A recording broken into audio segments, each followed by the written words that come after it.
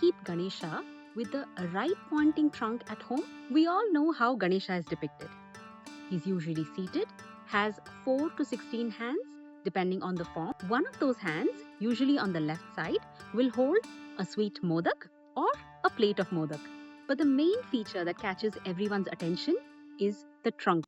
Is it facing to Ganesha's left side or right side? In most homes, they keep Ganesha with the trunk pointing to the left side. This is Vamamukhi Ganesha. In Tamil, it is Idampuri Vinayagar or Idam Suri Vinayagar. Whereas the Ganesha with the trunk pointing to his right is known as Dakshinamukhi Ganesha or Valam Suri Vinayagar or Valampuri Vinayagar. This is considered special, but people hesitate to keep this at home. Why this difference? Think about it. An elephant's nostrils are at the end of the trunk. The nasal passages runs through the whole length of the trunk. When the trunk is facing to the left nostril would be pinched and so the right nostril would be open. The right nostril is where the Surya Nadi ends.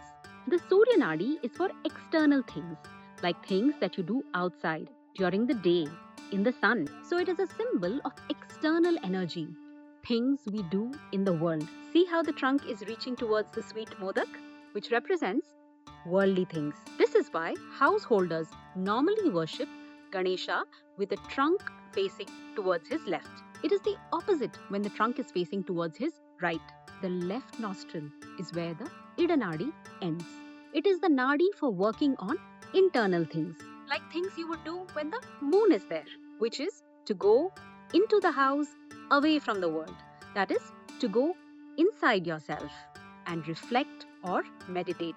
This is why households normally do not keep Ganesha with the trunk facing towards his right. The trunk turns away from the modak and he keeps reminding you and even demanding of you to do intensive self-reflection. This is why this kind of Ganesha is special and powerful. This secret is also represented in the Tamil depiction of the word Om.